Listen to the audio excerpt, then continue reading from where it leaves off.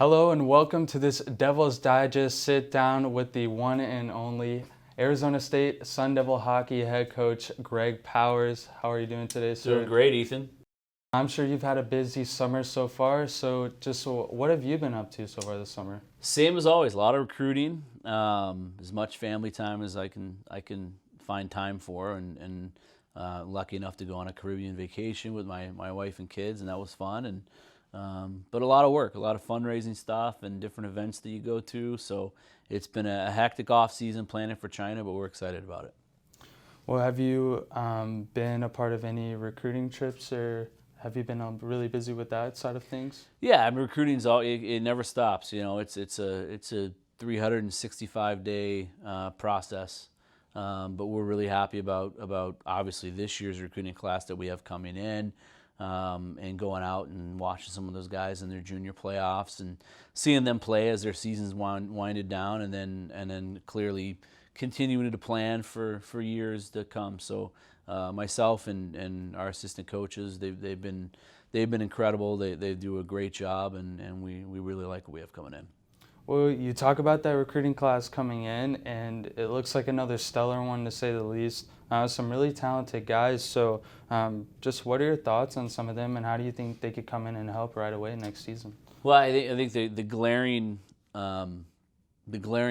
place in our lineup where I think we're really improved is the decor. Jack Judson and Jacob Semick are really high-end kids. Really 1 through, I mean, we have 9D and they can all play, so it's going to be a battle to get in the lineup. And then up front, the same thing. I mean, more depth than we've ever had, more skill than we've ever had. We added a little bit of everything.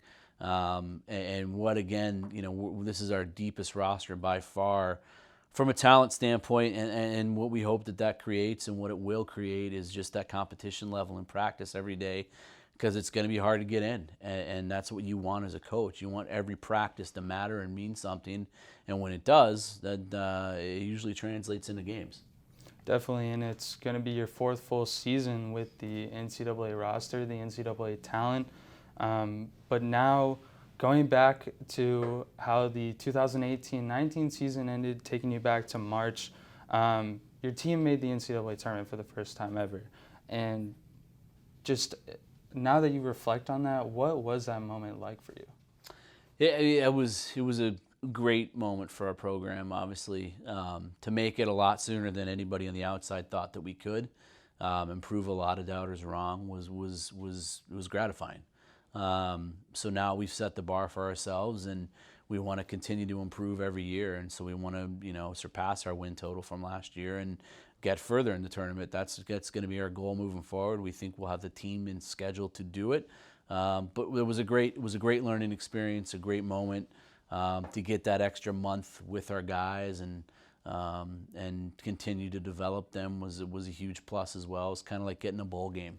In football, you get that extra practice time, and I think it's going to pay off. Definitely, and you guys came up just short, like you said, and a future goal is to get further in the tournament, but that was somewhat of a fresh wound for the guys on your team, falling short in that Midwest regional. Just what was the message you had to deliver for them just to get through a tough loss like that and kind of get things ready to go for this upcoming season? Just reflect, on how hard it was to not only get to the tournament, to get our program to the point that our guys got it to last year. Everything that our senior class this year has been through, I mean, they've seen it all. They've been a part of the highest of highs and the lowest of lows, and they understand the process that it took place in order to get us into a top 20, position in the rankings and into an NCAA tournament. So it was just, don't lose focus of what got us here. Let's not forget what we are. We want to be that blue-collar, hard-working team, and even when we sprinkle in more talent, we want those guys to take on that mentality. And we think that we got a group that will certainly do that. Well, despite that outcome, it was still an incredible year for the program, to say the least. You guys set so many different milestones. First winning season, you beat a top 10 team for the first time. swept a Big Ten opponent. The list goes on. So that moment that the guys in the locker room seemed to refer to was that Ohio State series. So what was the message and what was that feeling like when you guys lost to Ohio State in the end, but things Yeah. seemed to set the tone. It set a belief that we could play with anybody and beat anybody. It was those were games.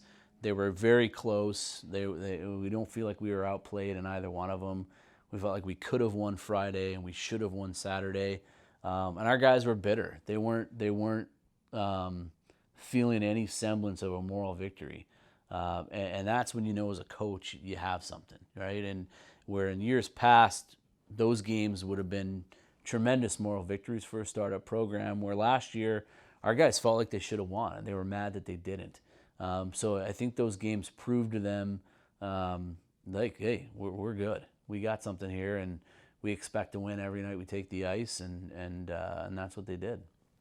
Well, this locker room was unlike anything I've seen before covering the team so far to this point, and it seemed like they were all just bonded together. Mm-hmm. How can you explain that brotherhood that evolved this year? Well, it takes time. It takes time to develop a culture. You can't just manufacture a healthy culture.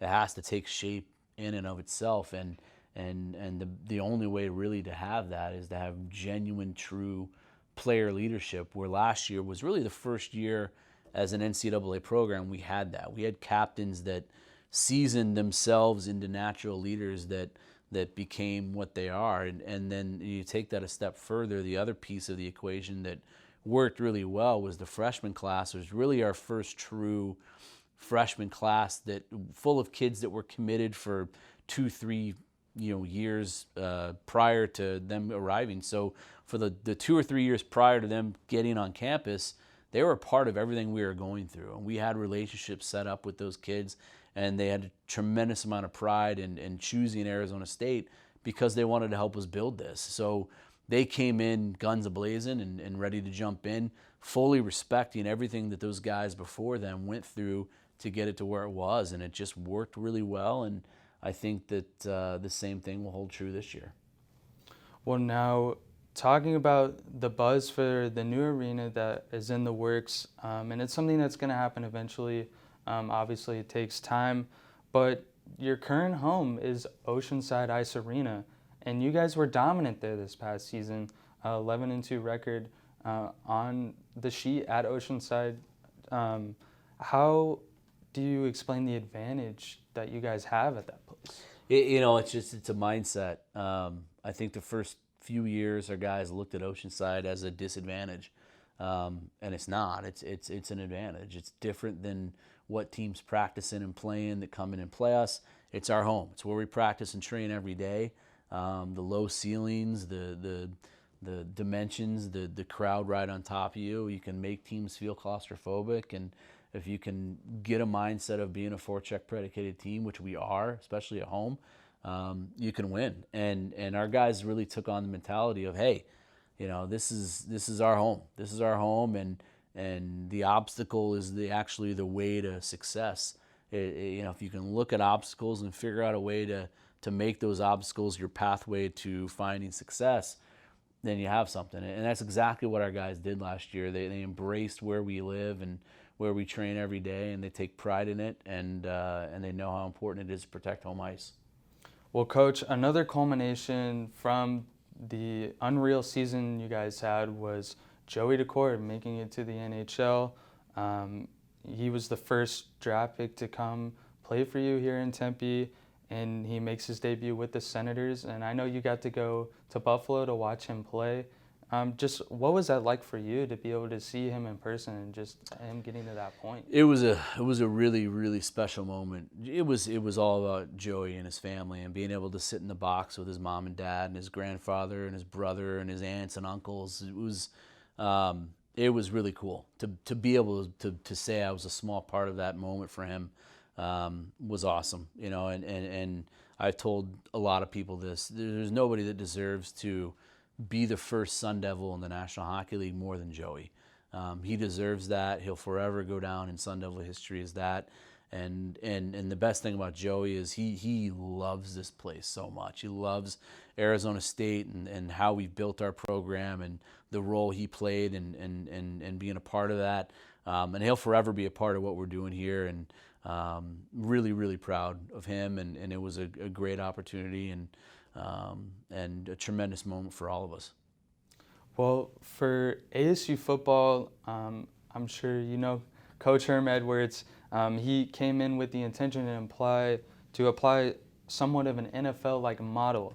And now your program is starting to add more NHL draft picks. Obviously, Demetrios drafted by Calgary, and then Cole Brady just got drafted by the Devils. So you have at least 8 picks going in NHL development camp this week. So when you think about how Joey making it to the next level and seeing these guys have NHL eyes on them, how does that impact your program for the future? I mean, it's only going to help, I mean, we don't want to stray too much from our philosophy of going and finding really good college players, guys that are going to be successful for us. And if they do all the right things here while they're with us, with all the resources that we give them and the coaching with Alex Hicks and Mike Field, they're going to be able to develop into pros. And we proved that with Joey. Joey was a long shot to be a National Hockey League player. He was a 7th-round pick. And then you got a kid like Brinson who's undrafted who turned down a contract to come back. So we're proving that if you come here and you do the right things, we have the resources available to turn kids into pros, and it's only going to get more and more every year. Definitely. And when we started, you talked about the trip where you guys are going to China. So just tell me a little bit more about the trip and what you guys plan to accomplish by going overseas. I think first and foremost, it's a cultural experience for our guys. It's a place that probably most of them, if not all of them, minus Peter, will probably never go to if they didn't have an opportunity like this. So to go and see a different country, one that the Arizona State as a university is so active in. We have over 4,000 Chinese students here. It's going to be a great opportunity. And then the hockey side of it is the gravy. It's the vehicle that is allowing us to go and get this experience. And we're still in the midst of finalizing what that game schedule is going to look like. Right now, it's looking like it's going to be a 6-team tournament with the KHL team, the VHL team, which is the minor league team, ASU, South Korea's national team, Japan's national team, and potentially China's national team. So if that goes down, and I think it's going to, the hockey side of it's going to be a tremendous experience as well. And that's a part of your opening part of the schedule. So now when you guys created this 2019-20 schedule, what were some of the goals you were looking to accomplish? Just to continue to challenge ourselves and get the best competition that we can. And we think it's a diverse schedule from all over the board. We play all different conferences. We have powerhouses like Quinnipiac and Denver coming to Tempe. They're both projected to probably be top 5 teams. We go on the road to another top 5 team in Minnesota State. We go on the road to Wisconsin, who's going to be completely just stacked beyond belief with talent. And this is going to be a year where I think Tony and his staff really get Wisconsin to get to the level that they intend to. So we have a really challenging schedule. We're excited about it. Well, Head Coach Greg Powers, thanks for joining me. It was a pleasure to talk to you today. This has been a Devil's Digest Sit Down. Thanks for joining us.